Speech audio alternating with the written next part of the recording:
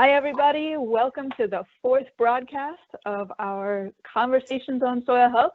We're really excited to welcome everybody. We've got new participants on the line. Thank you for joining us today. You're welcome to be with us today. And we also have many of you who are back for another round because we've been getting a whole lot of really positive feedback on these, so we're going to keep them going. This series is designed for our agency's field staff to gain ideas from across the country that can be implemented locally. So we're really looking to inspire you all, to give you some ideas. We're really seeing that an understanding of how staff, partners, and customers get started in soil health can help us take the most effective steps for ramping up our soil health activities across the country. So that's really exciting. We've been sharing successes and lessons learned for engaging farmers and partners. We've been sharing approaches to problem solving and continuing to find solutions when those challenges come about so that we can continue to lead increased adoption of soil health management systems across the country. So all very exciting. As we continue these conversations, please, I'll let you know again, please don't hesitate to get in touch and share with us what topics you're interested in. What should we be discussing? Do you have speakers that you'd like to recommend? Do you have insights, successes, or solutions to challenges that you would like to share with the audiences that join us here? Are you interested in sharing your expertise or facilitating a discussion around topics that are near and dear to you in the field? Please do let us know. We're really interested in making this be the most useful it could possibly be to everybody across the country. We are recording this and future conversations, and we make them all available through the Soil Health POC team and for public access after review. So you can see the chat on how to join our team here, the Soil Health POC team on MS Teams if you're in the agency. And to be able to ask a question today in person, during the Q&A session, you can actually join us via the phone line. You can also use the Q&A pod to ask questions at any time during the presentation or during the discussion, at any point during the discussion or the presentation. So feel free to send those questions along anytime you have them. We're really seeing soil health is a journey, right? There's always more to learn. Every one of us can learn more, and every one of us has something to share. So a lot of this Conversations on Soil Health approach, we're really looking to get the conversation going between states, between counties, across the whole nation, because we have so much to learn from each other. As we work together across the agency and with innovative producers and partners to implement the principles of soil health in new ways, there's a lot of excitement and new passion that's growing across the agricultural sector, and we're really excited to keep facilitating that. We have yet another set of inspiring perspectives to share with you all. Today, we're featuring our agency's leadership. So we have with us today our West Regional Conservationist, Aster Boozer, who will introduce today's conversation. We have the co-chair of our Soil Health Advisory Board and State Conservationist of South Dakota, Jeff Zimprich, who will moderate. And we have 4 state conservationists across the country who will share their stories with us and engage us in the discussion. We look forward to hearing the perspectives of Vicki Drew, who is also a representative on the Soil Health Advisory Board and Vermont State Conservationist. We have Mike Sullivan from Arkansas, Carlos Suarez from California, and Kurt Simon from Iowa. We look forward to hearing from all of them. And we are catching Kurt right before he retires at the end of next week. So those of you who know him, reach out to him, wish him well. We will certainly miss your soil health leadership, Kurt. So thanks for joining us today. We're really excited to capture you before you head out. So with that, let's get today's conversation rolling. We hope you enjoy the conversation today. Aster, colleagues, the floor is yours.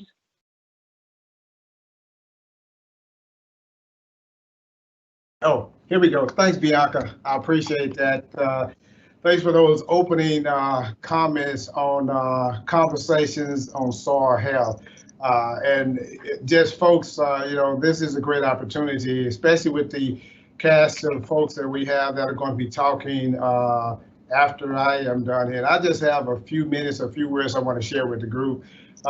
You know, from my perspective, and I'm representing the regional conservationists that cover the states and assist where we can and try to make sure folks have what they need to do their jobs out there. So we're excited, and I'm especially excited about soil health. You know, growing up in Texas and working in, you know, states of Iowa and other locations where, you know, soil health, you know, may have had a earlier push our focus and that engagement. But being in the West and having a lot of engagement with landowners, the ranching community, the ag producers and the grazers and stuff, soil health from that perspective is just as important as soil health on the cropland production side as well. And so we have pushed this here envelope of really looking at the pure science of the soils that we have and how can we best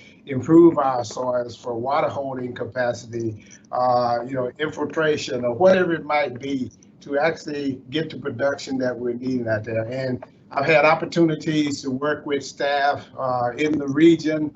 I'll throw Marlon Winger out in front of everybody. Marlon and I had a great opportunity a few years back to discuss with some landowners the soil health issues. We did a lot of the tests and we shared some good information on soils and the holding capacity, the moisture content, organic matter and things of that sort. But one individual was a seasoned veteran of soil health, and what we were talking to him about, he knew he could preach it and teach it himself.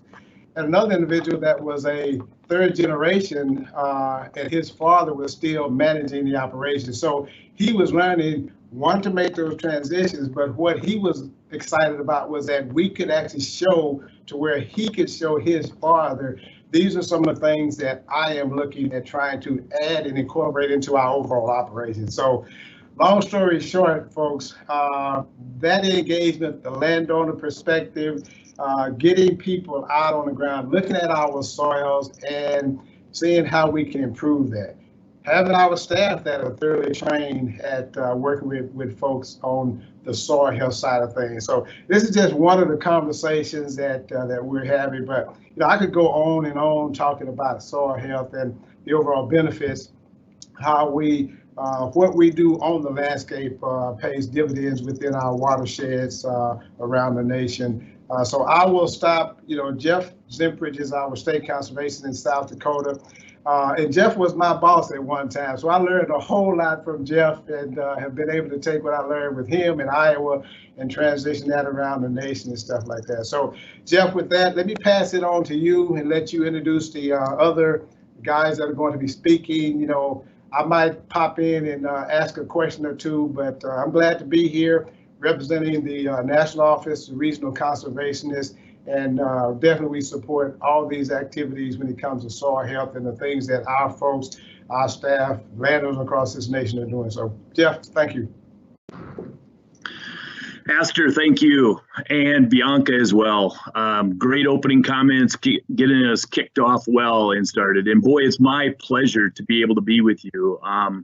I've had still having an outstanding career with NRCS, and it has progressed across different parts of our country. I've got to see a lot of different things. But it was not till really, more recent in my career did the epiphany about soil health really hit me. There were lots of times working with producers where we were doing good conservation work, but there was still something missing. And it really, when that started and when that whole understanding about soil health came along, it was an exciting time for me in my career. And it's so good to see that spread across the country.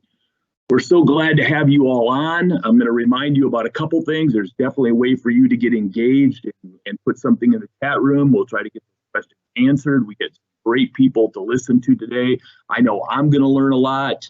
I hope you all learn a lot. And that's just really what this is all about. There's people, I think, that hold back on soil health because it is complex, right? And we're never going to know it all. Okay, so just get over that. If you're afraid that someday you may be asked a question by a producer or one of your fellow employees about soil health and you don't have the right answer, that's okay. That's the way it's going to be. This is really Mother Nature, and we're discovering all that she's doing with the soil. We'll never know it all, but don't let that stop you from going on this journey and learning as much as you can and sharing as much as you can. So please, I feel like everybody you're going to listen today is on the soil health bus. When the chief prioritized soil health as a priority for our agency in 2020. His request roughly is all of us to get on the bus and to push this for the country. And that's what so many folks are trying to do. And I really appreciate the work of Bianca and her team to hold these conversations. I appreciate the support that's come out of national headquarters, and I really appreciate what my colleagues across the country do to make soil health happen. I've learned so much from them and hope to continue to learn from them, things that we can put to work here in South Dakota. So with that, let's get started with these presentations. I really look forward to it.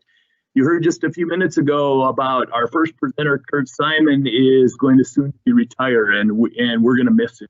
I appreciated Kurt giving me a call soon after that decision was made to let me know about that, and we already started brainstorming about how, when it's right for both of us, maybe we'll be soil health presenters traveling across the country and sharing our vision about that. So, Kurt, thank you for all you do and how you believe in soil health, and we'll turn it over to you.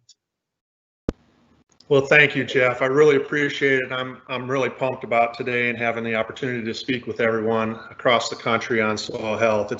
It's been a passion of mine for decades, really. When I graduated from college in 1985, one of my first locations that I went to in Ohio was the home county of Dave Brandt. And Dave at the time was an agronomist working with the agency part-time, and I spent a couple of years with Dave, and he lit that fire in me about soil health, and it was in 1985. And I tell you what, that flame just keeps growing bigger. It's an exciting opportunity for us as an agency.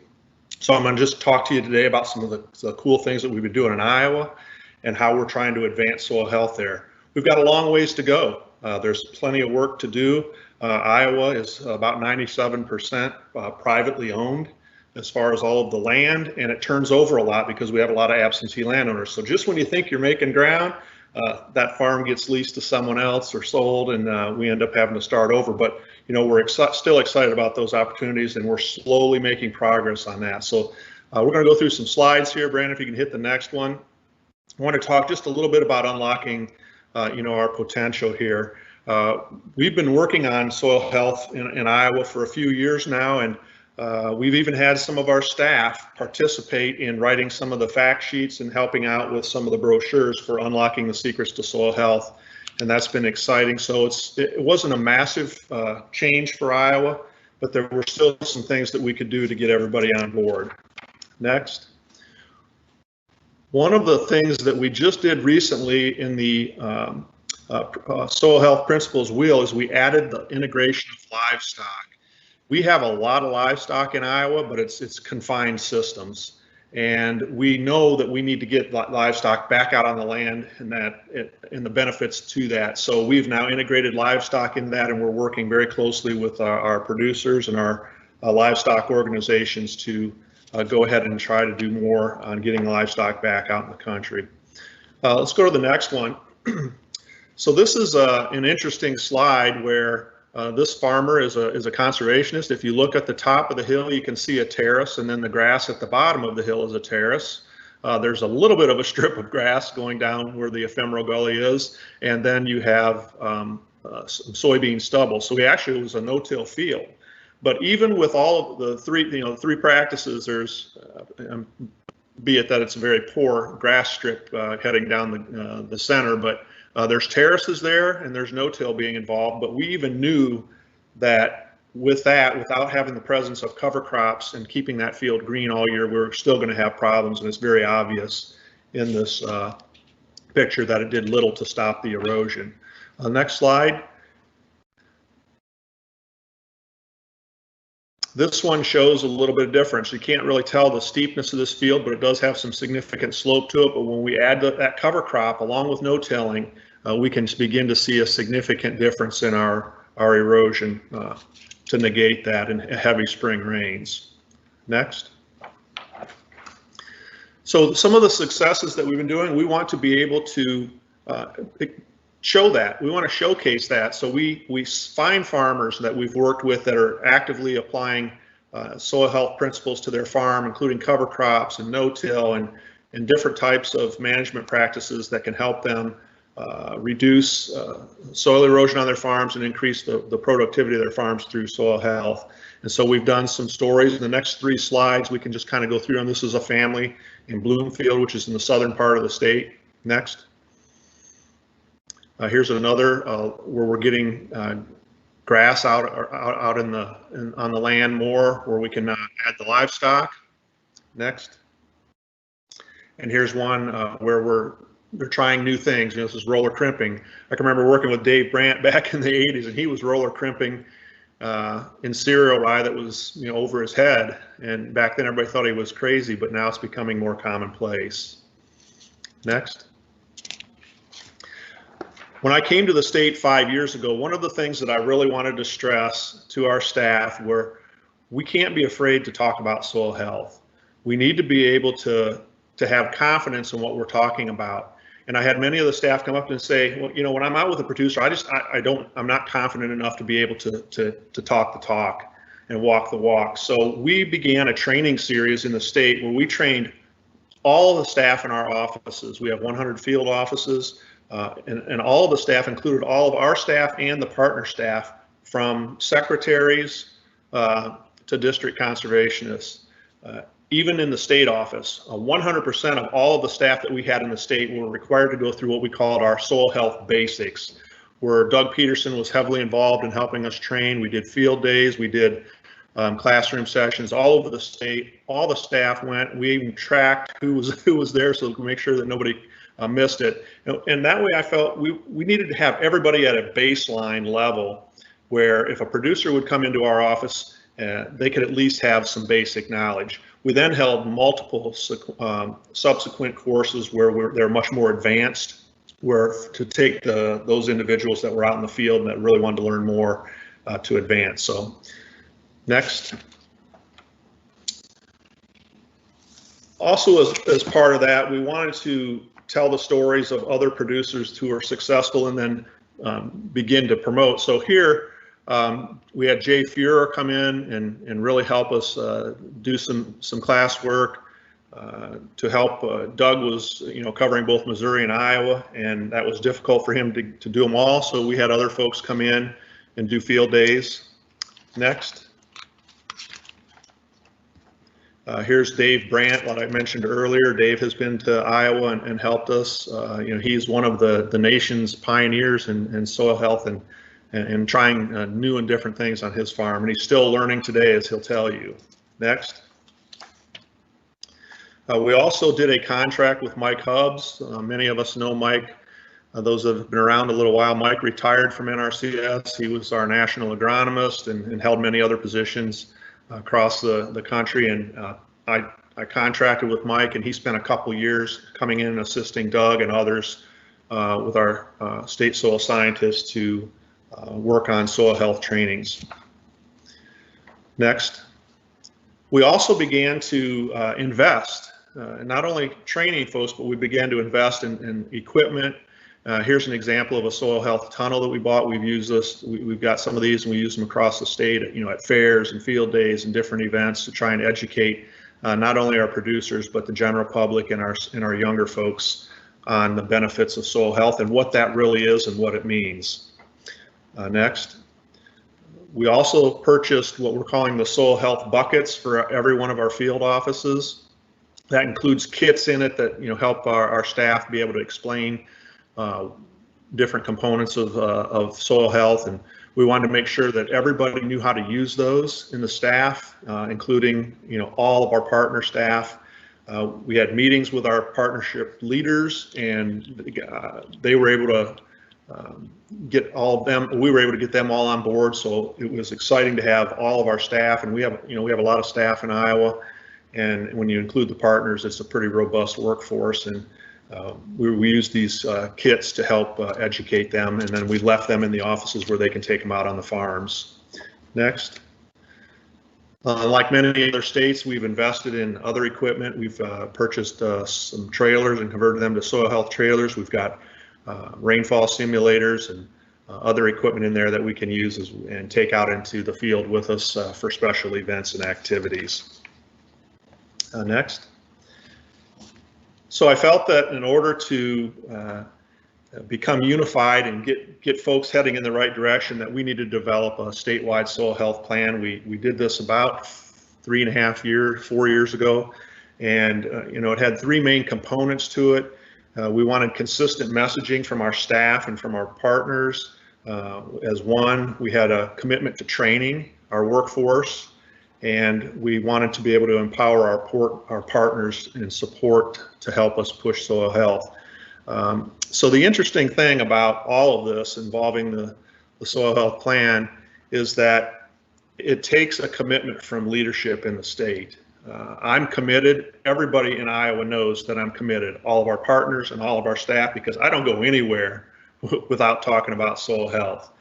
Everything that we do, we eat, we breathe, we think soil health.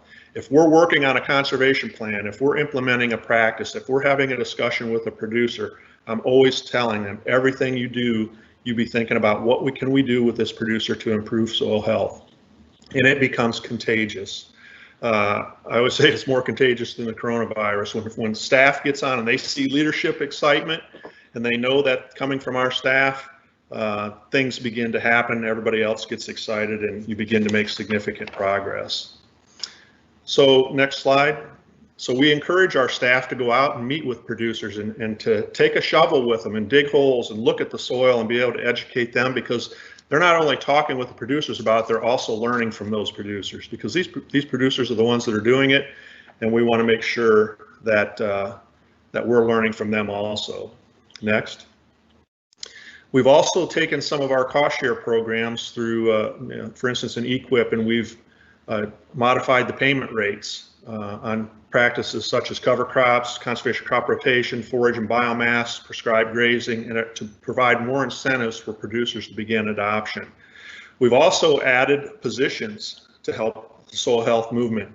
I wanted to have a state soil scientist that was on board and fully engaged in soil health, and we've got Patrick Chase. He's doing a fantastic job in helping us promote soil health. We then recently added a state soil health specialist on his staff. That's Hillary Olson. Hillary's doing a wonderful job. And then we right now have just advertised 4 soil health specialists, one for each of our areas out in the field, so that we've got that chain of folks from top to bottom that are all talking the same talk and walking the same walk, and helping us promote soil health and working with our field offices. So that's about all I had on that. I just can't tell you how much I enjoy speaking about soil health and talking with others. We've had just a tremendous support from Bianca's team and those helping us from around the country coming to Iowa. We know we've got issues in Iowa. We know that 45% of the nitrates that end up in the Gulf of Mexico come from Iowa. So we're the major contributor. Almost half of the hypoxia zone comes from Iowa. We've got a long ways to go, but it's really exciting to see the progress we've made over the last few years. Thank you, and back to you. Kurt, that was amazing. Thank you so much for your passion. It is contagious. You and I have had a chance to chat many times at various meetings and as we have visited about soil health, and every time I talk to you, I just get excited about things. So good to hear about your priority that you've placed in the state down. It seems like that's been really important. I know we've followed suit and done some of those things as well. One question that I might throw at you now before we get to our question and answer as we get things ready for Vicki is talk about some of the things maybe your partners has happened with your partners in the state that have really engaged. How are they kind of picking up and joining your the momentum that you're creating as well? Thank you. Well, early on, I went and met with all of our partners and I began talking about it. And it wasn't too tough of a sell when Bill Northey was the Secretary of Agriculture. So Bill is an avid conservationist on his own farm. He practices soil health, no-till cover crops. And so I didn't have a whole lot of selling to do with Bill. He was on board and engaged right from the get-go. Our state has a robust state cost share program, and they also assist in providing cost share for producers for soil health practices. And then we met with Conservation Districts of Iowa and DNR and Pheasants Forever and some of our other partners, and Farm Bureau, and the list goes on. And we've got a lot of support. We all, as leaders, had early discussions and rallied behind the effort. And it's been really good moving forward, but it takes a little bit of time to make sure we're all talking the same language. Very good, thank you. Well, so just as a reminder, as we get ready to transition to Vicki, I would just say that remember that you all out there in the audience can also participate in asking questions. We'll have a definite time set up, but if you want to, if something hits you, you want to get that in the chat, please go ahead and share that with us, and we'll try to take as many of those questions as we can a little bit later in the program. So thanks again, Kurt, for your leadership, and we really appreciate you. Thank you. Okay, so now we're going to move to Vicki Drew. So we're going from the central part of the country, and we're moving to the Northeast. And so Vicki and her team up there has been doing amazing things, and I know that they've worked closely with Vision on many projects. So Vicki, I'll turn it over to you, and you can share some great information about what's happening in your great state. Thank you. Thank you, Jeff. It's a real honor to be here, and I'm quite humbled to have been asked to participate in this prestigious group, and honored to be one of the 4 representing our soil health success stories. I'm going to take a little bit of different tactic. We've done a lot of the same things that Iowa has done, but very recently, as opposed to what I think many states have done for many, many years, Vermont has historically been very slow to adopt any soil health practices at all. So I'm going to talk a little bit about some of the barriers to adopting soil health in Vermont, and a little history, and then I'll talk about some of those triggers that really helped us move forward with success. So next slide, Brandon. Thank you. Yeah, so I think it's important to talk about our history of farming and the type of soil we have in Vermont, and the type of farming operations we have, and more than anything, the amount of manure we have that has to get spread on our landscape. So next. Water quality is the primary resource concern here in Vermont, and has been for quite some time, particularly in Lake Champlain. 3 of Vermont's 4 major watersheds have a robust TMDL that requires significant action on the part of agricultural improvements to achieve the goals in the TMDL. In Lake Champlain, agriculture accounts for about 40% of the total overall load of phosphorus to the lake. But in some of the most impaired subbasins, particularly in the northern part of the state and in the southern part of the watershed, that number is as high as 86%. So imagine 86% of the loads coming from agriculture in Vermont impairing the lake. Summer algal blooms of toxic cyanobacteria are common in the shallowest areas of the lake, affecting tourism, real estate values, and human health. Next.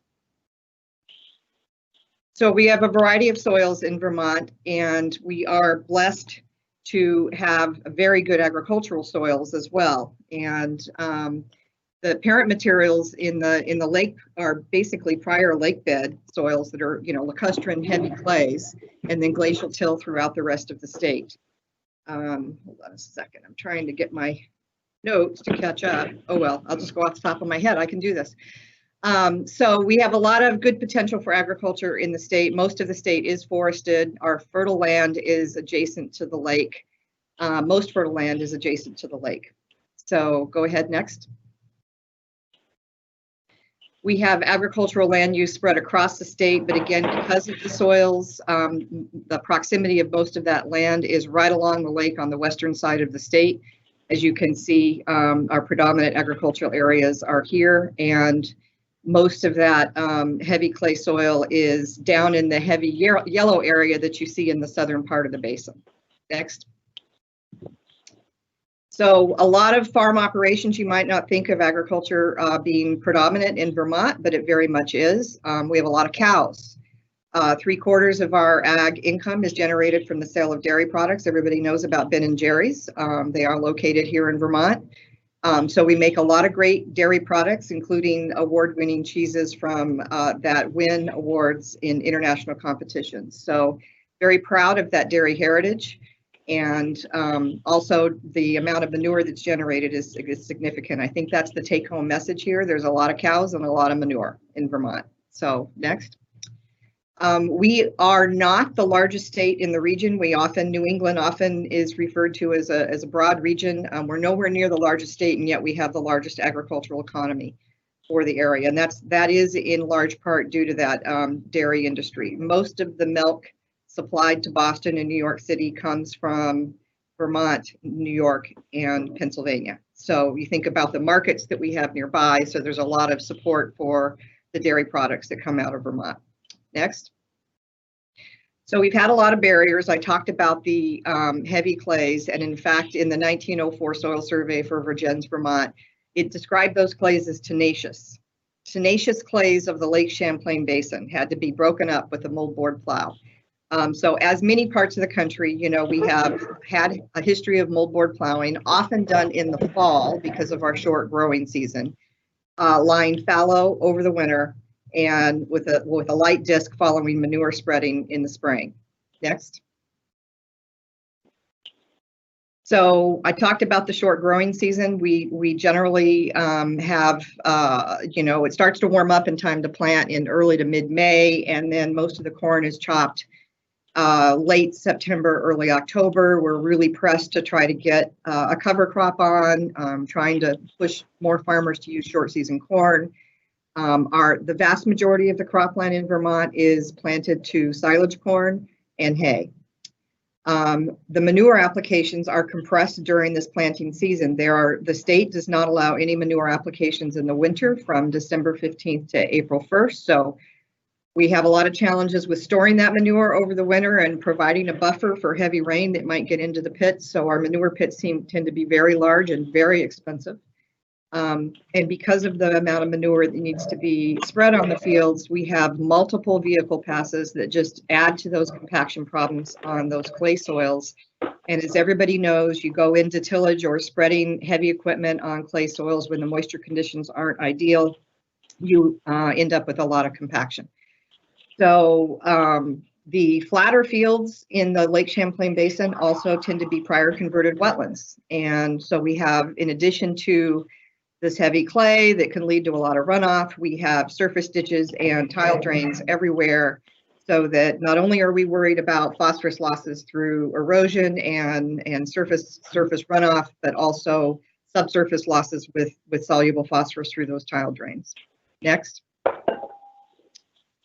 So what have been the triggers recently? So I mentioned that Vermont has historically been way behind other areas in terms of the adoption of soil health practices. And up until recently, I would say in the last 5 years, we had probably less than 10% of our cropland was planted with cover crops or any type of reduced tillage. There was virtually no no-till in this state up until about 5 years ago. So we've really had an uphill curve in terms of trying to introduce the concepts of soil health to the farm community.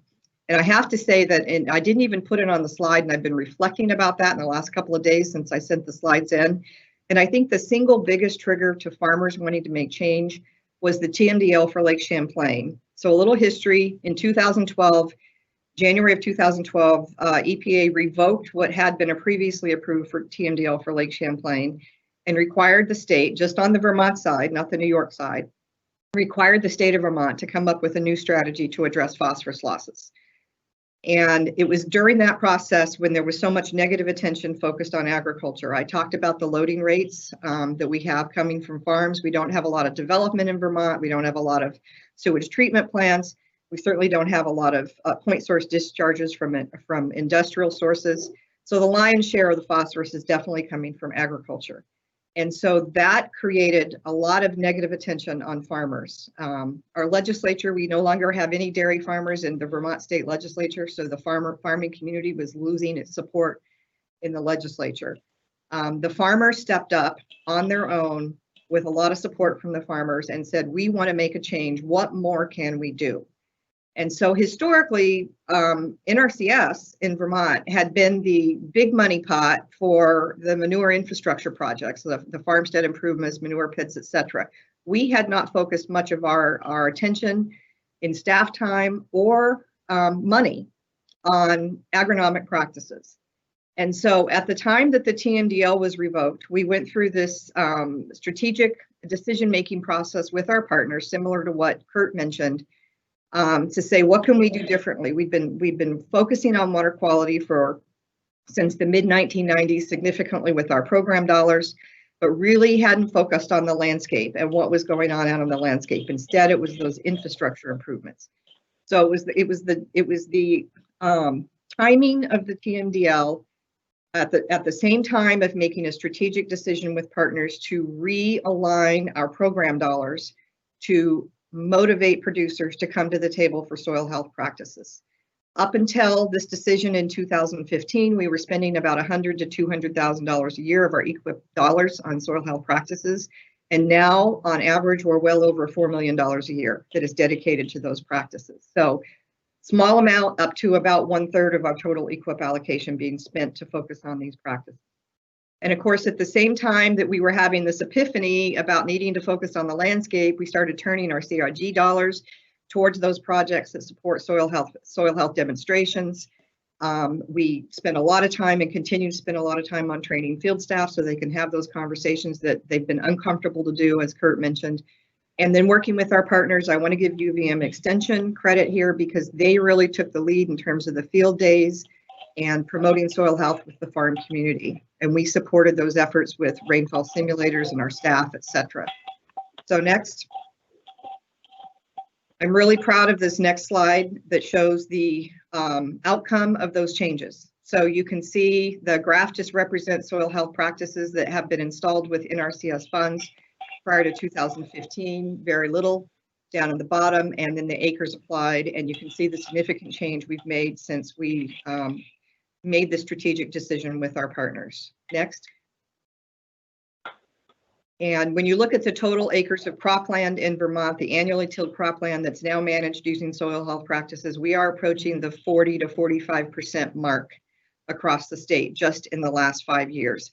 So significant change, and sociologists will tell you when you get to that 50% mark, the rest will happen on its own because of peer pressure from the other farmers in the community, etc. So we are almost there and very proud of that accomplishment, but as Jeff and Kurt both said, we still have a long way to go to get those late majority adopters and those laggards to come to the table and want to work with us, or even maybe just do it on their own based on what they're seeing from their neighbors. So next.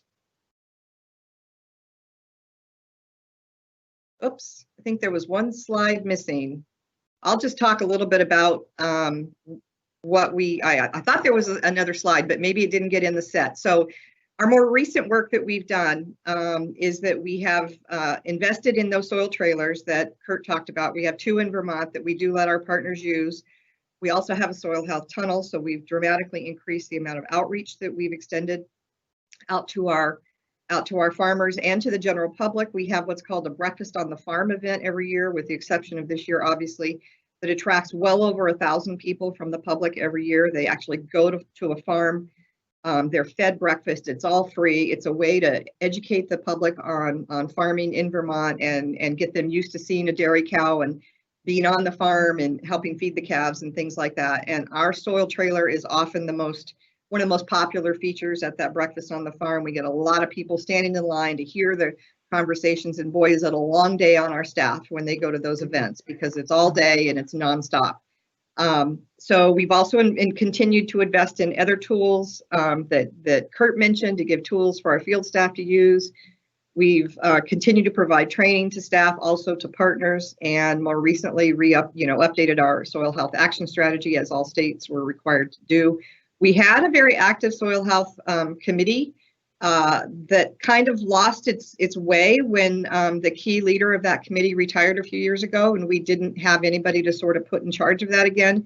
So one of the biggest successes recently with our ability to hire is that I filled 2 soil scientists and a new agronomist position that really are just focused on soil health and helping get that word out there. So that's going to really help us move this forward in the future. And with that, I think I'll stop. Thanks, Jeff.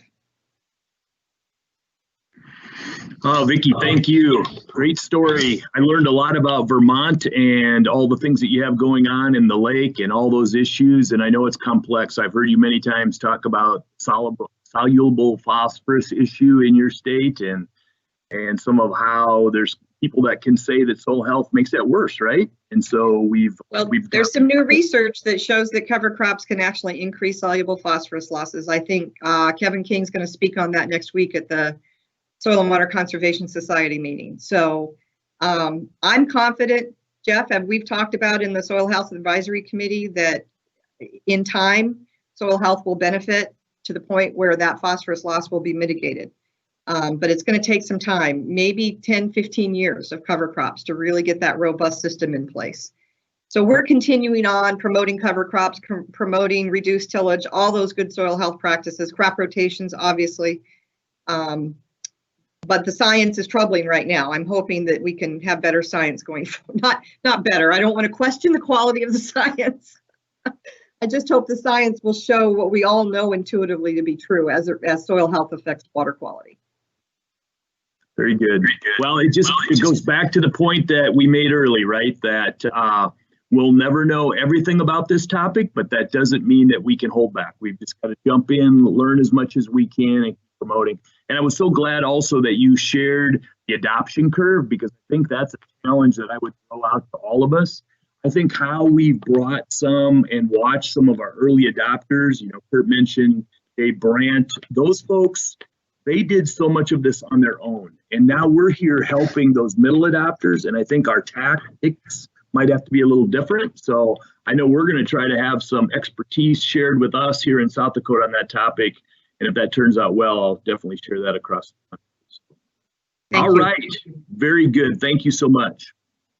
Well, we were in the Northeast, traveling across the country. Now we're going to head to the Southeast and go to Arkansas and have Mike Sullivan share a little bit with us. Mike, I get to serve with him on the Chiefs Advisory Committee, and I really appreciate his knowledge and everything that he has and all the hard things he does to make things happen that are doing really good things in Arkansas. So Mike, we're glad to have you. It's your show, sir. Take it away. Very good, and thank you, Jeff, and really good to be here today. And I don't know, maybe I should just say amen to everything that Vicki and Kurt said. Really good stuff, y'all. And we're doing some of those same things. I hope not to be too redundant. What I'd like to do is just share with you my perspective on our journey in Arkansas since I've been working here as state conservationist. Next slide, please. So I came in as state conservationist about 10 years ago toward the end of 2009, and it was back when landscape initiatives were just getting to be a thing.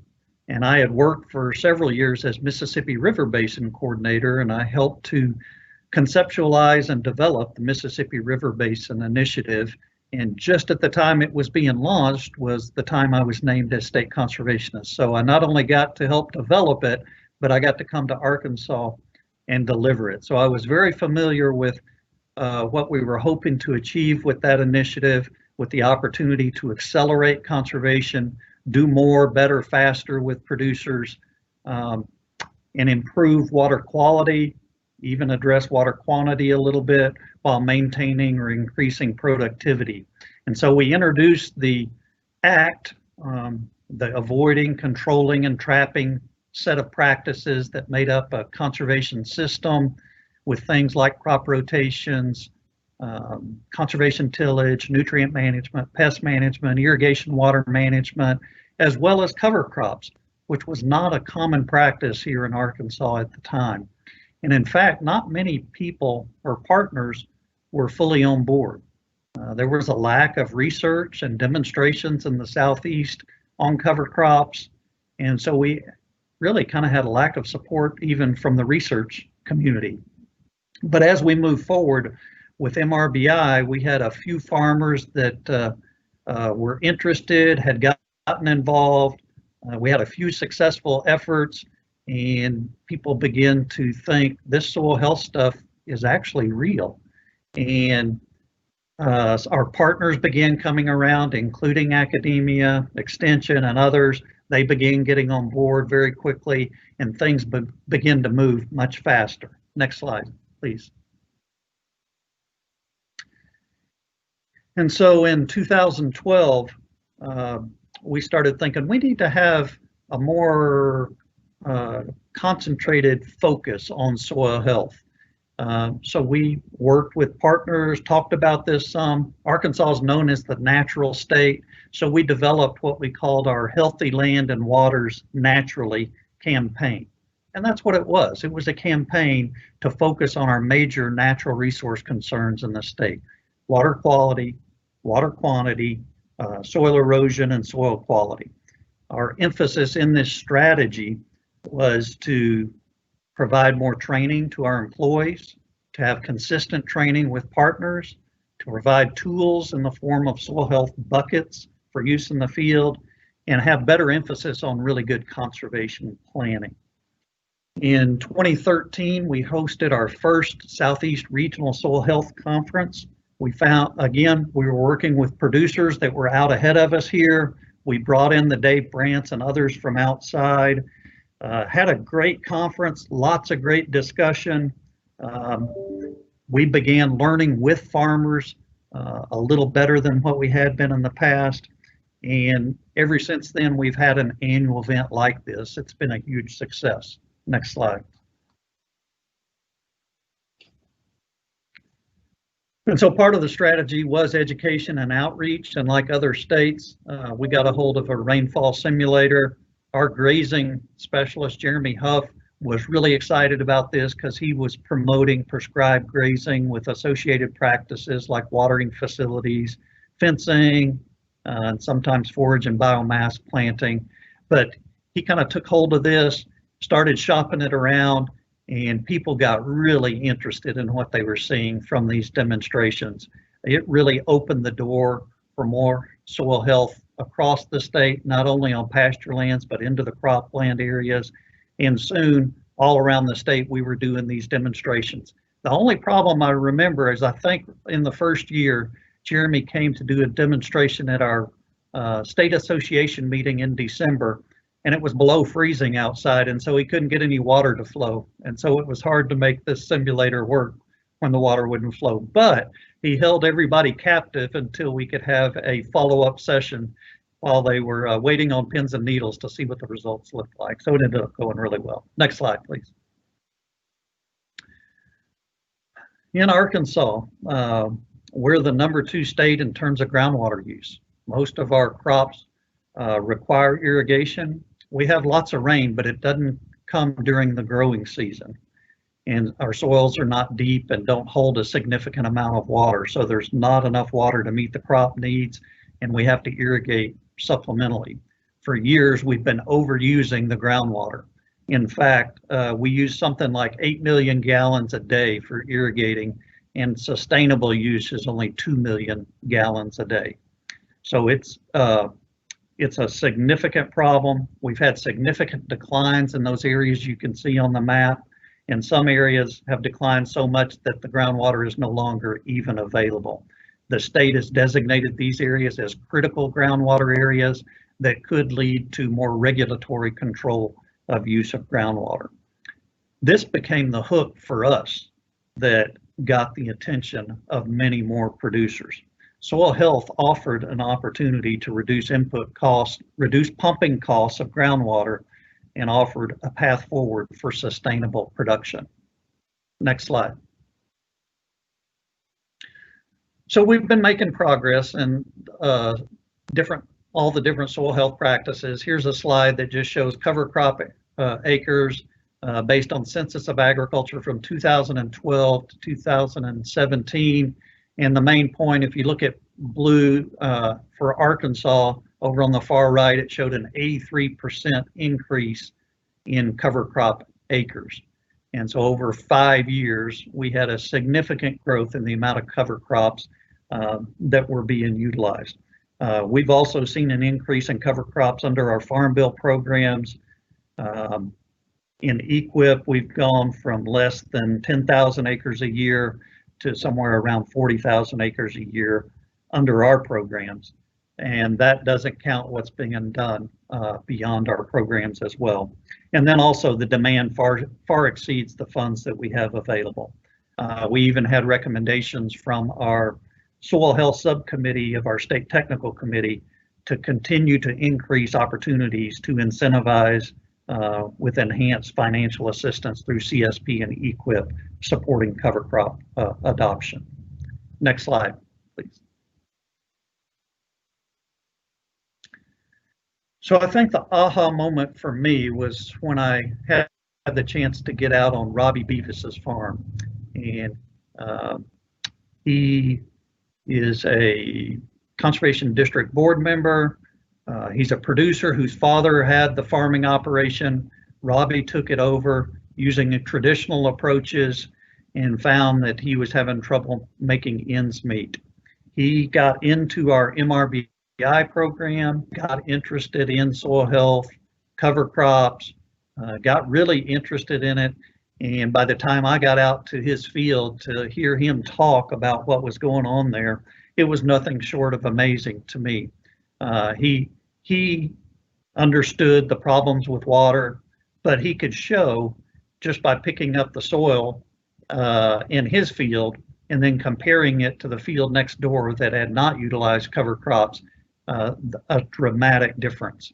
And so instead of irrigating maybe 5 times during the season, he could cut that down to 2 or 3 times and significantly reduce his costs and still have more moisture for his crops to grow. And he looked at a complete system, so not only retaining moisture, but dealing with things like pest management, fewer fertilizers. He began to see this was a sustainable way for him to function and operate and significantly reduce water use. So for me, this was really a neat time because it was not only understanding it from a producer perspective, but thinking about our large scale groundwater declines, how significant this could be to help address a problem that's statewide in magnitude. So very significant for me personally. We continued to progress and in 2016, with the support of one of our CIGs and our state association, a group of farmers developed a nonprofit organization called the Arkansas Soil Health Alliance.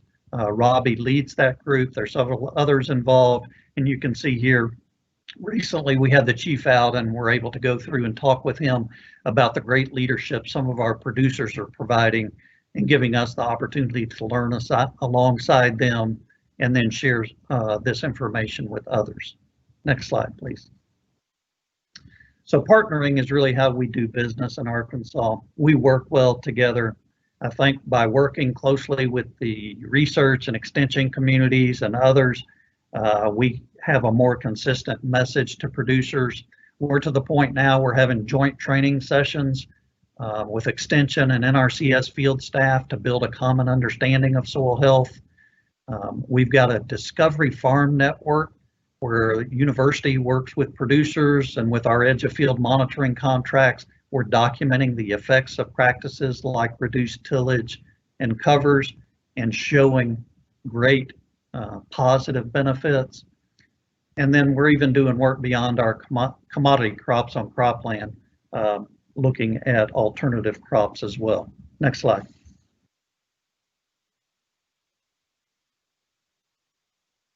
And so here's another member of the Soil Health Alliance, Adam Chappell. He has a really neat story as well. He dug in and looked at a lot of information and did his own research. He realized that he was not being profitable. He was going to have to change his management practices. He was looking at trying to get high outputs by using cover crops primarily for weed suppression and lowering his production costs. And according to him, that's what saved his farm. He's still in business because he's implemented soil health practices. And now he's telling that story to other farmers around the state and doing a great job of that. Next slide, please. Arkansas is a little different than quite a few states in that we produce about half of the nation's rice. And so we got about 1.5 million acres each year in rice production. And it's a bit of a challenge implementing soil health practices in rice because it's kind of counterintuitive, because traditionally with rice, you want to keep it in a flooded situation year round. And to keep it flooded, you need levees. And to keep levees, they end up having to disc and pull those levees every year. And so we have another Mike Sullivan, and with a name like that, he's got to be a good guy, right? This Mike Sullivan in the northeast part of the state has been at the very front in looking at new methods of rice production. And there's one called row rice, where you use furrow irrigation, which now will allow for the integration of soil health practices with no-till. And so it's something that's significant to us here. Rice is a big deal. We've supported extension and universities with some CIGs for happy soils and happy rice. We still have a ways to go there, but we are making very good progress, not only with soil health, but with water savings again. Next slide. And then I'd like to give a lot of credit to our staff. We have some technical specialists with a lot of passion that are doing great work. We've got now 2 state agronomists focusing on soil health. One, Keith Scroggins, has a farm himself and is implementing these soil health practices, so he lives it every day. Grazing land specialists, as I mentioned earlier, doing a great job. Our state soil scientist is integrated as well. And now we've got field staff that have become very enthusiastic about this too. In fact, we're providing them additional tools with some upgraded soil health buckets and kits based on some recent recommendations. So they're excited about that. And we've just signed an agreement with Extension to share in a new position for a soil ecologist to help take soil health to the next level. Next slide, please. So soil health systems have become much more mainstream in Arkansas. They're a critical part in addressing our most critical natural resource concerns. For me, but when I became a state conservationist, I had another one tell me the important thing is to become a state conservationist in your state for all resource concerns, for all land uses. And from what I've seen, soil health is an integral part in addressing most all land uses and all of our primary resource concerns. Soil health systems are not yet the norm here, so we still have a lot of work to do, but we're making great progress. Thank you. Mike, excellent job. Thank you so much. I appreciate it again. Boy, moving from Vermont, learning about Lake Champlain, learning a lot from you about rice and water issues and all of that. And so I can definitely see how it fits. As we transition to Carlos, I just was going to talk a little bit about State Technical Committee. I heard you bring that up, that you have a subcommittee of your State Technical Committee for soil health. I think that's a great idea. Are there some other things that you've done with the soil or your State Technical Committee to educate them more about soil health along the way? Well, one thing we found is a State Technical Committee meeting twice a year is not enough to have the conversations we're interested in. So the first thing we've done is we've got about 7 subcommittees focusing on priority areas of concern, and then they get together on a regular basis, and anybody that's interested in it is invited to participate. They get down in the weeds and have a lot of discussion, but that's exactly what we're after. And then we get some really good recommendations on where we need to push things forward, whether it's from a technical standpoint, programmatic standpoint, supporting our producers, or even working back through our locally led work groups through the conservation district. So for us, that seems to be working pretty well. Excellent, good, that's perfect. Yeah, I know a few years ago, South Dakota went through a strategic planning effort and we named soil health our #1 strategic issue. And since that time, we've made sure that soil health is on every state technical committee agenda. And so they get an update, we do education, teach along the way. And it's really helped us then have partners carry that forward. Good job.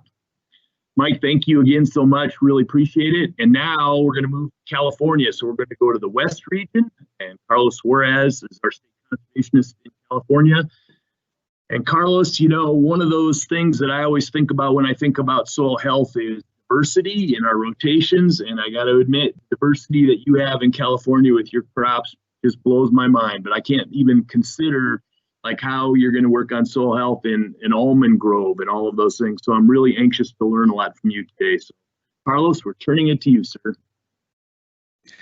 Well, good morning. Well, good afternoon for those on the East Coast and probably the Central. Those of us here in the mountain or in the Pacific, we're still well, actually, the mountain time is actually afternoon now. So good morning for those of you in the West and for everyone. I'm so blessed to be among a lot of my colleagues that I consider not only colleagues, but I consider friends. Jeff and I go way back to our days as assistant for field operations. He was in Iowa, I was in Wisconsin, and we were working on outsourcing soil conservation technicians and trying to justify why our technicians were not only more qualified, but less expensive than going into the private sector. And that's when I got to meet Jeff. He was heading that effort for the Iowa, Illinois, Wisconsin, and I believe the other state was, I missed the other state, Jeff, but I know it was 4 states. But the thing is, that's when I learned that Jeff, it wasn't a matter of if, but when Jeff was going to become a state conservationist. I mean, his leadership, it was superb and continues to be. And just being with Mike and Vicky on the Chief Advisory Council and considering them not only my colleagues, but also considering them my friends and so forth. And Kurt, last but not least, I heard that the chief have pulled your personal action and he's not going to let you retire. So I don't know where you're heading because you're not going anywhere. But kidding aside, Kurt, since Kurt became state conservationist, Kurt and I struck a friendship, an honest friendship, where Kurt was coming for me for advice, but quite frankly, it was the other way around. I was learning so much from Kurt, and we're going to miss you, Kurt, and I know that you're going to stay around, but thanks so much for everything that you've done for the agency and will continue to do so for conservation. So I want to talk about everyone that spoke today. Talk about partners, talking about conservation, the practices, their challenges. Vicky talked about her challenges in Vermont, and with the Lake Champlain and the water and water quality issues. Mike, the same thing with the Mississippi River Initiative. Also, Kurt with the issues in Iowa, which I'm very familiarized, having worked part of my career in the Midwest. But as Jeff said, you're all for 3 because you have all these states that have similar issues, and then, of course, you get California. And one of the things I love about California is diversity. It's not just diversity of people, diversity of ideas, but it's diversity, of course, of different opinions and so forth. But diversity of resources, diversity of crops, and so forth. So before I go to the next slide, I would like to, and and that's fine. But I would be remiss. I want to say this ahead of time before I go through the slides. Is that I want to thank Tony Rolfs, who is my state soil scientist and also my soil health champion, because he's been heavily engaged with our partners, which that's going to be my focus of my conversation here is the partnership and the training.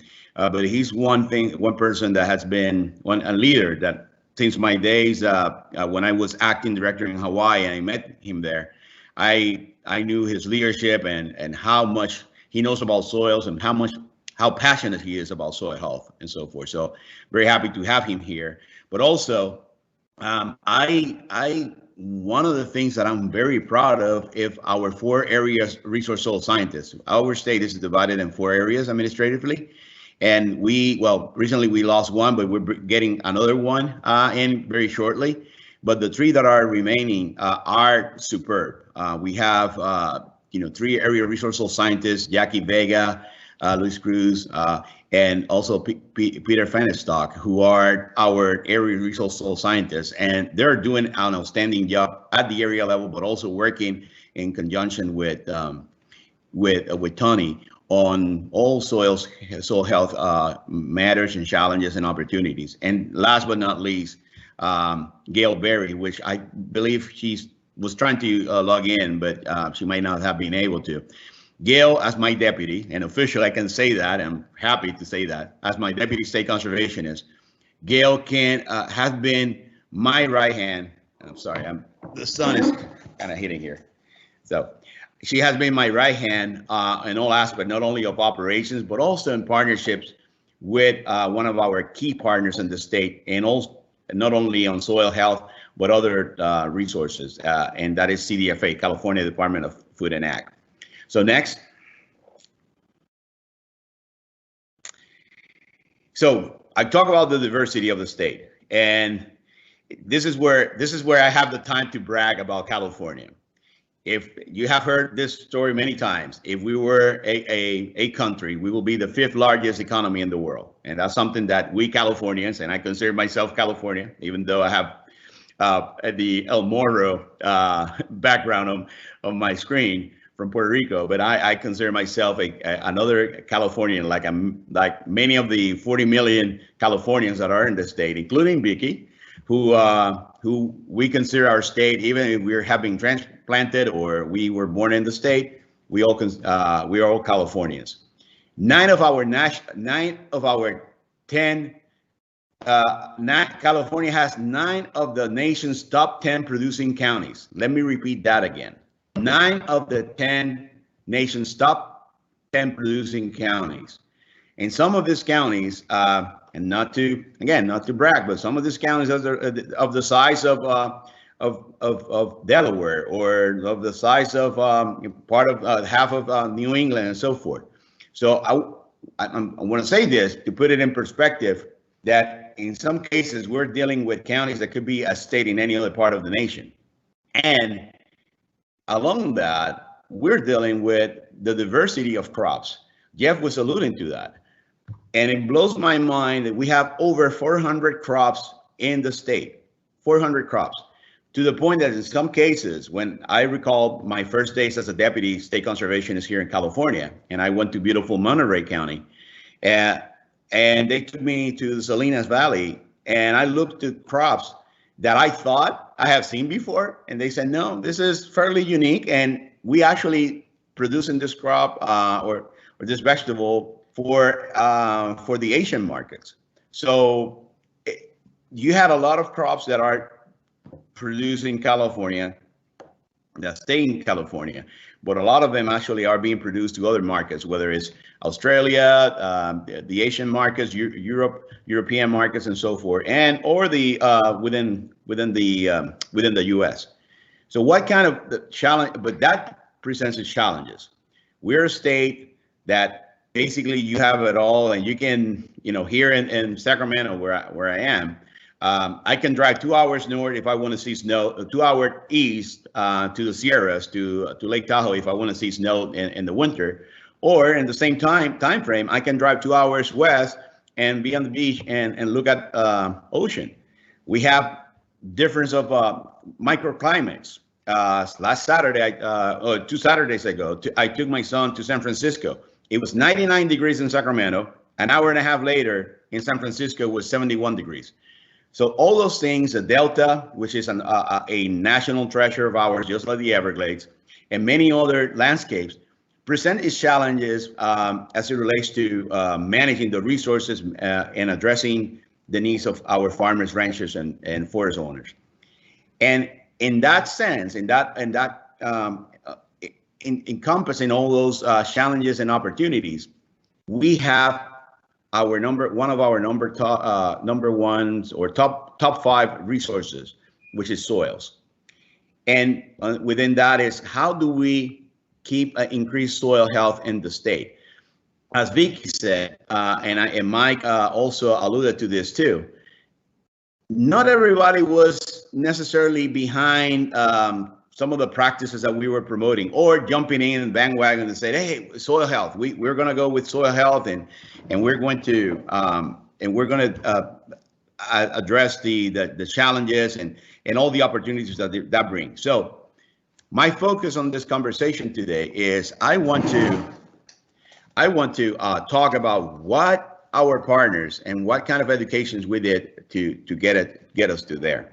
So first one is, I'm very proud that back in when I started as a deputy, as a state conservationist back in January 2013, and I recall my days when I was a deputy. We had a strategic plan that was developed with Ed Burton, our former state conservationist, and someone that I consider a friend and mentor. But there wasn't any follow-up. So we developed a strategic plan based on the conditions that we had at the time. And one of them was, we were in the middle of a drought. So we have a strategic plan in 2014 and 2018 that one of the goals or objective was building resiliency to drought conditions. And within that, one of the areas that we were focusing on is increasing cover crops, because it has been proven, and there's this, as Vicky said, the science is there to show that cover crops increases moisture on the ground. And that's one of the things that we were building, is not only protecting the ground surface, but also increasing our moisture on the ground, because we were depleting our groundwater. We were depleting the amount of water that was available to be used for crops was being decreased, or the demand was increasing due to the fact that we were not having any precipitation. And in our case, people get confused and say, "Oh, it's not raining in California." Well, we love the rain and we take the rain. What we depend on is the snow melt that occur in the Sierras during the summer months. That's what we depend on for farmers and ranchers, and also for potable water for our population. So in that strategic plan, we just roll out a new 5-year strategic plan. And under that strategic plan, and you can see the mission and the vision of our California strategic plan, under goal number 2, which is support resilience of California agriculture, addressing priority resource concerns. Objective number 5 is improve soil health. So, it's prominent in our strategic plan, and to that effect, we're working internally with our staff, which I'm very proud of, our soil scientists, our soil conservationists, district conservationists, range cons, engineers, and so on, to work towards improving the soil health of the state and assisting our farmers and ranchers towards that end. Next.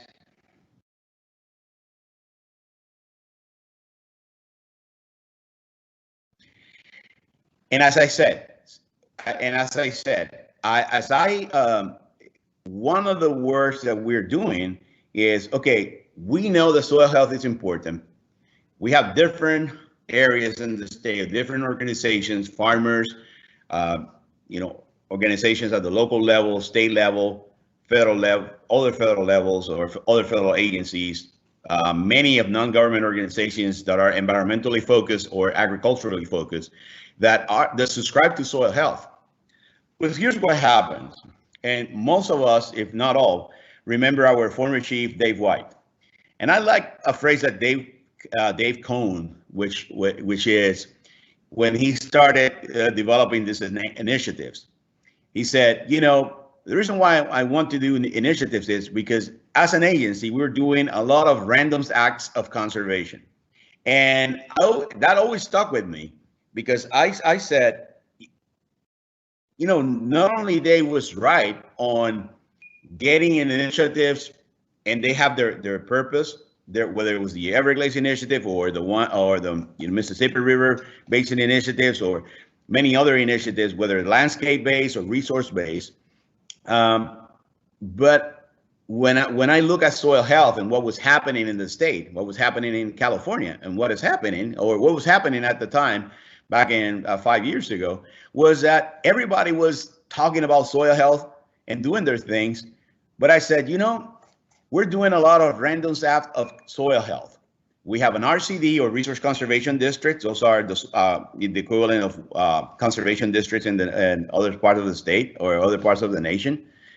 We had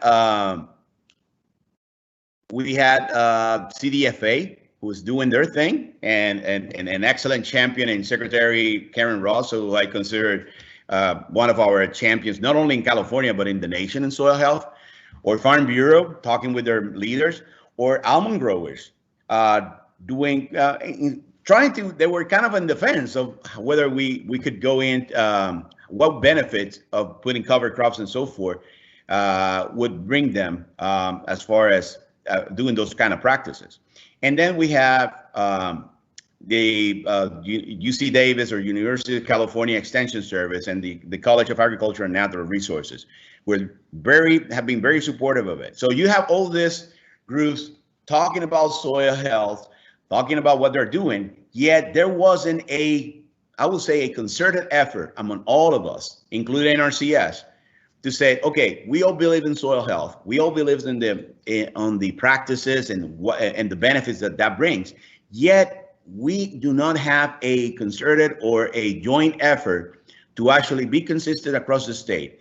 And no one, it's not about NRCS taking the credit or CDFA taking the credit, but all of the agencies and our farmers and ranchers and forest owners benefiting from what we have to offer. So I talked to Karen Ross back in 2014, and I said, Karen, she liked the fact that, say, you know, we have all this random act of conservation, yet we're not working on this together, all of us.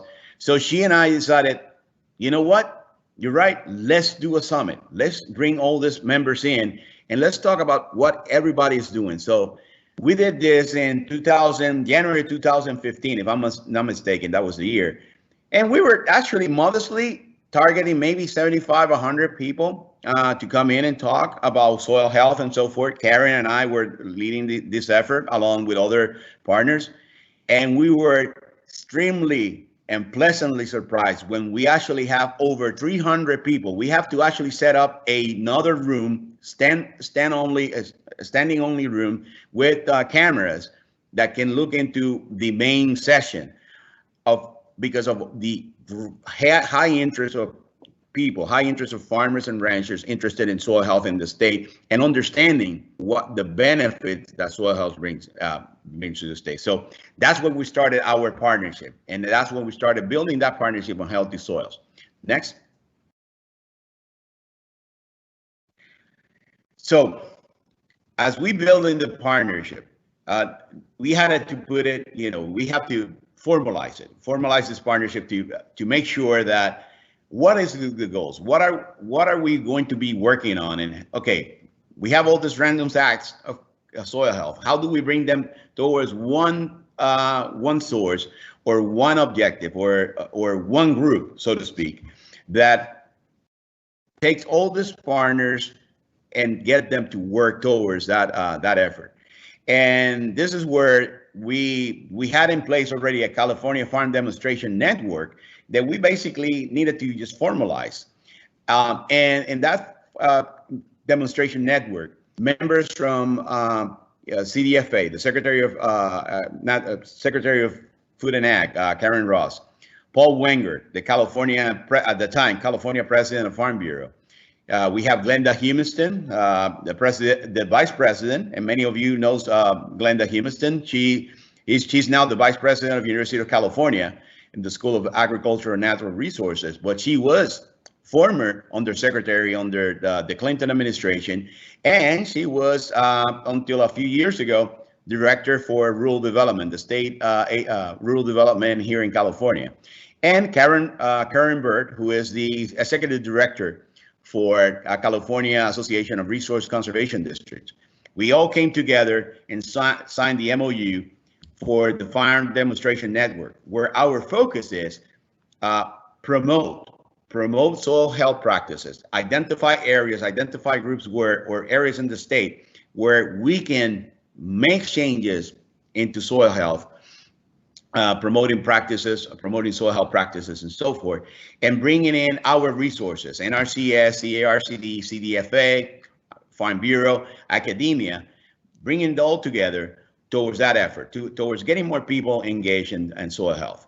Next.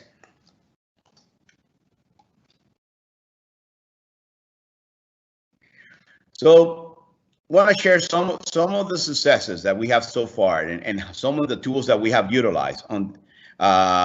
Okay. So I need to go fast because I've been told that we only have a few minutes. So We have California CIG's projects. One is with Tom Rogers and an almond producer in Madera, and Ralph Sutter in Merced, and where they're installing or implementing conservation practices promoting soil health. But one of the things that they like about this is not only that they're protecting the resources, but also that we are showing them that by installing those practices, they're actually increasing their income because they're saving more water. They're reducing the amount of inputs that they have to put on the ground in order to produce almonds, which is the #1 crop right now in the state. Next.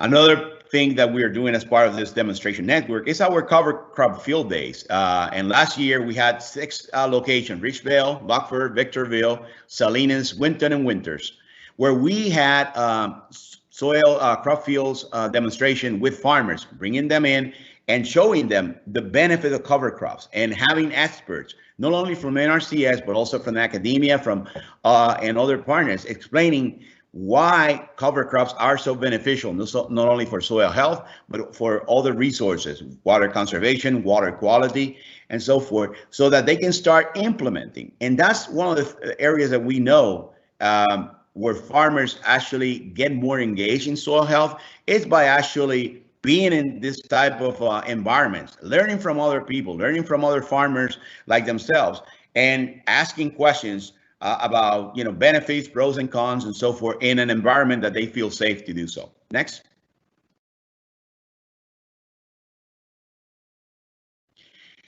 We have the Soil Health Institute coming in, as well as NACD, and doing promotion of case studies on soil health and visiting some of the farms in the state. And in this case, Daniel Unruh, who's a walnut orchard in Colusa County, was able to demonstrate how much cover crops have been the benefit to him on his orchards, on his walnut orchards, and showing how the partnership has been a benefit to him in providing technical assistance and also financial assistance, and actually building this network across not only across Colusa County, but other states, other part of the states, in promoting soil health practices.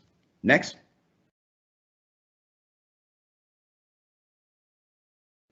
So that's my last slide, but want to end it up with this slide: long live the soil.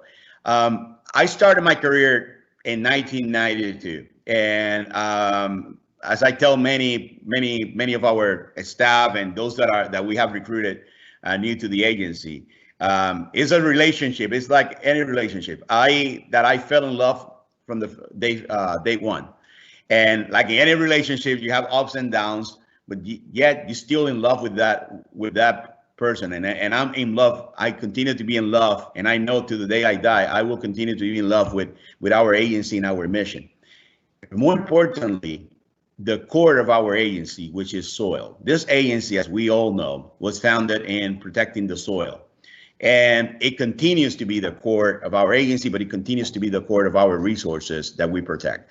So I am so happy and am very blessed to be part of this panel, but also very happy that we have Bianca leading this efforts at the national level and working with us and contacting us and engaging us at the state level because it's a joint effort.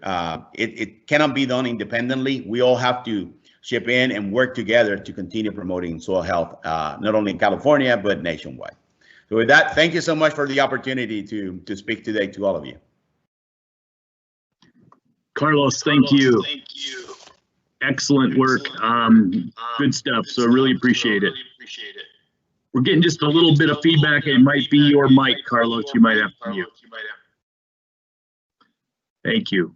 So folks, we have used up a majority of the time through the speakers that we had today. We've got just a few minutes left for questions. Right now I see no questions in the live event Q&A, but if you have some, please get them in. And I would also say that if we run out of time to deal with questions today, feel free to get them sent in. So when we get this recording out, we'll make sure that there's a way that you can get questions sent in to us too, so we can have a chance to visit about those. So if there's any questions now, please get them in. Otherwise, I will start to filter a few out there, but I would really love to hear from you all out there. Hearing any. Are there any of the state conservationists that heard something from one of their peers that they would like to ask a question about or anything along that line? Jeff, this is Kurt. I had just one quick comment. I talked about, a lot of staff helping out earlier, and our area resource soil scientists have been at this a long time and have done a great job along with a lot of our other staff. We have a lot of staff in Iowa that farm, so they're always trying new things on their property. But Neil Sass, one of our area resource soil scientists in the northeast part of the state, came up with the kind of like in the theme of no shave November, the no keep your stubble. And so in Iowa, a lot of the male staff go the whole month of November without shaving, so we keep our stubble, and then we use that as a promotional campaign for for doing no-till and keeping the stubble. Since Iowa during the winter time, there's a lot of corn stubble out there, and it goes hand in hand with the No Shave November theme. So it's pretty creative and pretty cool, and it's catching on, and we've got a lot of folks, including producers, doing that. Thanks. Excellent, Kurt. I have seen that happen a little bit, and that is great. So super. You've picked up on different ways. I think those are all things we're expected to get better, right? Any questions out there? Folks, I know many of you are super, super busy across this country. You're doing so much to get so many Farm Bill programs obligated and do so many other things. But if you have any questions, feel free to ask them. There might be a few of you out there that says, wow, I don't feel like it's appropriate for me as a soil conservationist or a soil conservation technician to ask one of these state conservationists a question. And I would tell you that none of these folks feel that way. We are all in this together. We're just another member of the team. So please reach out and ask a question if you want. We probably would learn a lot from you. So please do that. Any questions out there? Hey, Jeff, this is Barry Fisher. I've got one. I'll direct it at Mike Sullivan, but probably the rest of you have a similar circumstance. I know that NRCS works really close with your Soil Health Alliance. You mentioned Adam Chappell and some of those folks, and it seems as though that's a tremendous resource for your field staff to get to interact with those really top farmers and stuff. Could you just dive in a little more about your relationship with that Soil Health Alliance and how you guys work together, how you support them, they support you, etc.?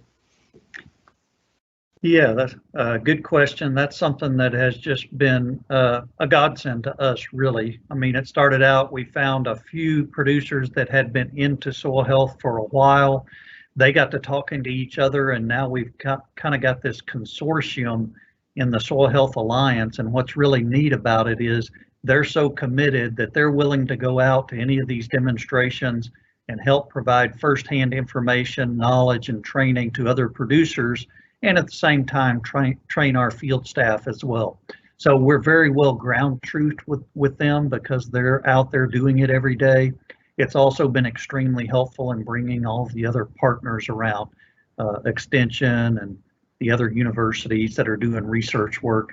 In some cases where 10 years ago we didn't have near the support, now we've actually got people on the ground that are showing benefits, and they've overcome some of the potential barriers and concerns that others had mentioned early on in implementing soil health practices. So for us, it's made all the difference in the world.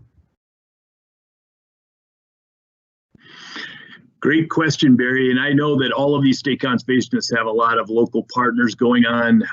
In South Dakota, we have our South Dakota Soil Health Coalition. They've done amazing things. We would not be where we are today if it wasn't for them. So really appreciate that.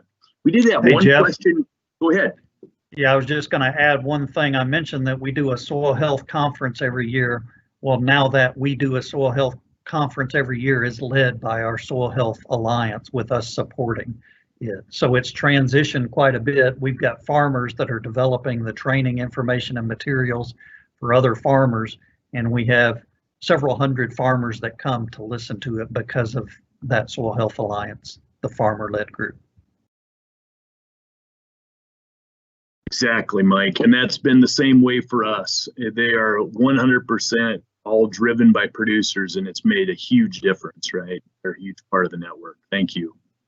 We did have one question come in that popped up that asked if any of us were working on interseeding with corn. I definitely know that that's happening here in South Dakota. We're doing it in our normal corn row widths, but we're also even doing some of it with wide row corn. Kurt, there might be some experience in Iowa as well. Any of the rest of you that are doing anything with interseeding cover crops into corn while the corn is still in the field, why don't you share some experience? So actually, not here in California, but interestingly enough, one of the things I have been honored that have accompanied Secretary Ross on a few mission trips worldwide, and one that I was very impressed was what the Australians were doing with corn and interseeding into corn as to promote not only to promote soil health, but also to promote moisture, to keep moisture on the ground. Many of you know the Australians went through what they call it the drought of the century. They were pretty much in drought conditions for almost 20 years, and like we promote here in California, they did this pretty much. They did the same thing. Was okay. Let's take this as an opportunity rather than a problem, an opportunity to change our ways, to change the way that we do things, so that we prepare for the next one. And that's one of the things that I saw. It was done how they're using interseeding with corn in their farm fields, not only for soil health, but quite frankly, they said it has soil health qualities, of course. But we were doing it mostly to keep moisture on the ground. Thanks, Carlos, so much for sharing that. Anybody else? We've got, we had one question that came in that asked how we're supporting partners with statewide soil health producer workshops and things like that. So again, I think about those producer or partner relationships, if anyone wants to touch on that, that would be great as well.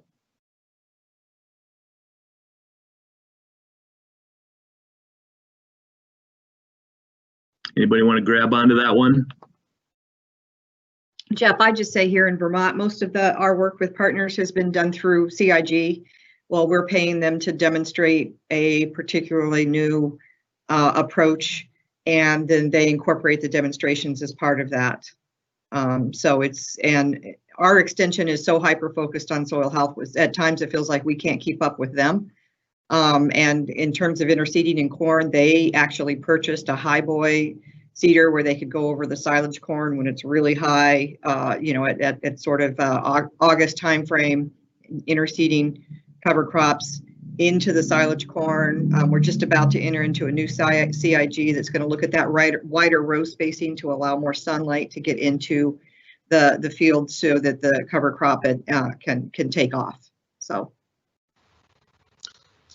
In Iowa, we're working with several ag retailers to place soil health specialists in their offices, and then those folks will work directly with our staff to promote soil health. As we have about 1,200 CCAs, the Certified Crop Advisors, with ag retailers in the state, and we felt we needed to make headway with them. And I know Doug has helped us on that, and so we're making some progress there. Good comments, everybody. And I would say for the folks out there that asked the question about partners, know that all of us have different relationships set up with our partners. We've got contribution agreements going on, conservation innovation grants, use some competitive approaches. So anyone across the country, if you have any questions about that, please feel free to let us know. You can reach out to any of us. You can reach out to the division, and we'll definitely give you help. So we're over time right now by just a few minutes. I know some of our presenters have to drop off for some other commitments, but I will just stay on for about 5 more minutes to see if there are any other key questions or wrap-up comments. And then I do want to just be able to throw it back to Aster and or Bianca for just a second if they have any wrap-up. Just a few more minutes for questions if there are any.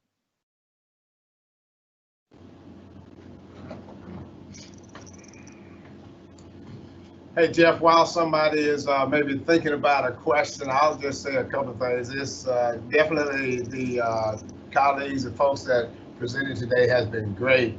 Good information, and you think about the vastness of the nation and the varieties of issues that our state conservationists are dealing with, but also the partnership that are out there. When you get to this here point of people really getting to realize it takes a lot of time to get that thought process of an individual on how this can actually work, because a lot of times they see a little bit of drop in production. I think we realize that in no-till and some of the other things. You try something, you got to get past a little bit of a hump, and I think we're at different stages across the nation within our regions, and we just need to continue to drive this here. One of the questions or points made just a few minutes ago was about partnerships and how we're getting that work done. And we have our soil health champions that are with our district partners across the nation. They have been working closely with individual landowners across the nation. And then in the West region, I know we have a great coordinated effort with the Sustainable Rangelands Roundtable and some of their efforts with Extension and some of the ranches that they've done some tours in a half a dozen states or so. And I know a lot of that is back on the table again here in the future. So it's getting out there, getting people aware of what's going on, how we can have that engagement. And then you guys are producing those results and showing that you can still be profitable. You can actually increase your productivity, reducing your inputs by doing some of these things. It's what we do day in and day out.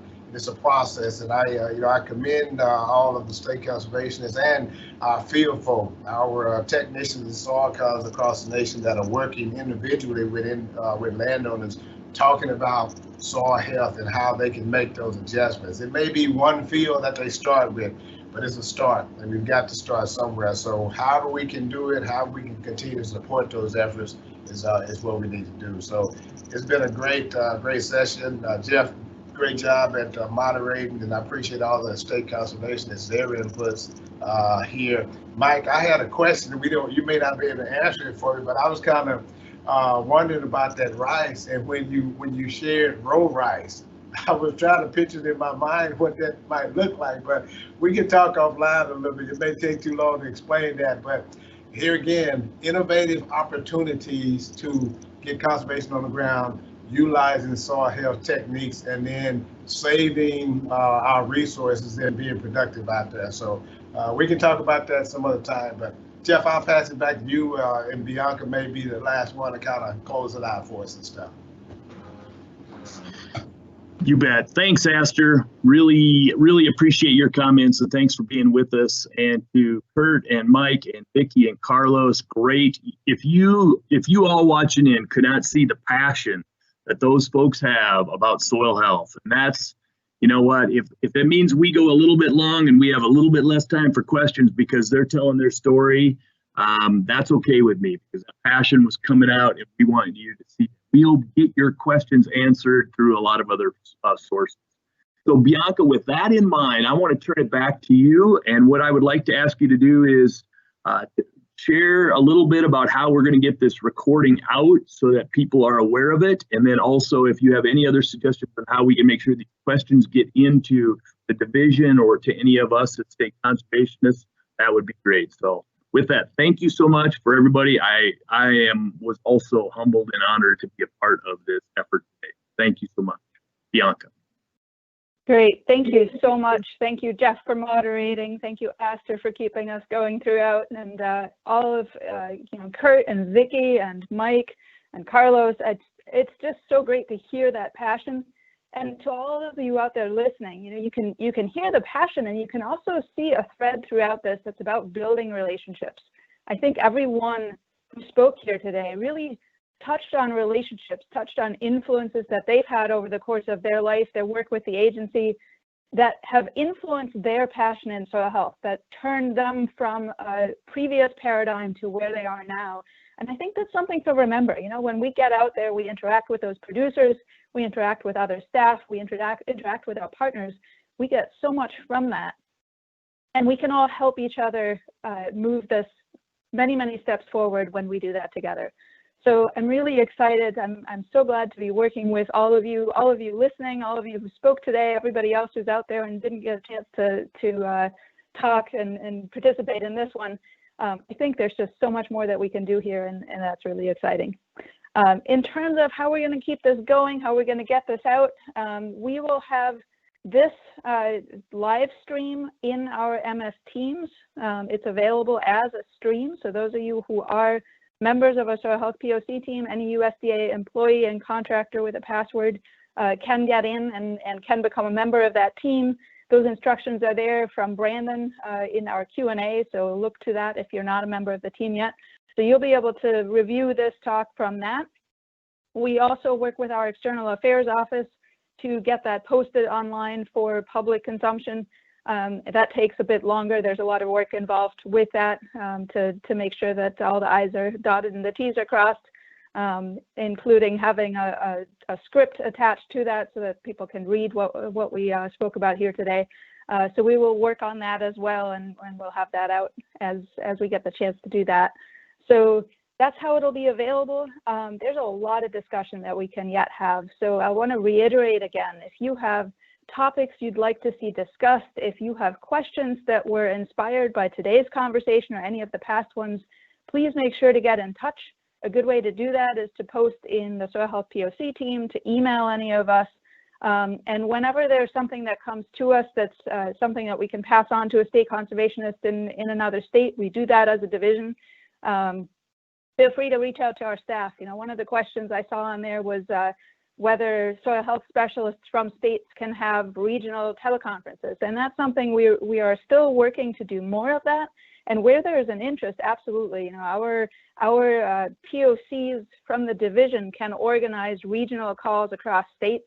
It doesn't always make sense for everybody to be on a national call because a lot of the issues we're dealing with are very localized. And so for those states who are interested in having all the soil health POCs get together with neighboring states or with folks that work in similar production systems, that is absolutely something that we can set up, and we'd be happy to do that. So with that, I'm going to wrap up. If Jeff wants to say a few last words, please go ahead. I want to thank you all for participating today and for all of the hard work you do out there to promote soil health. So thank you very much. Thank you all. I feel good about what we've shared today, and we're anxious to do more. So I feel like we can end the call. So Brandon, I'll let you do those honors, taking this out alive and getting the recording.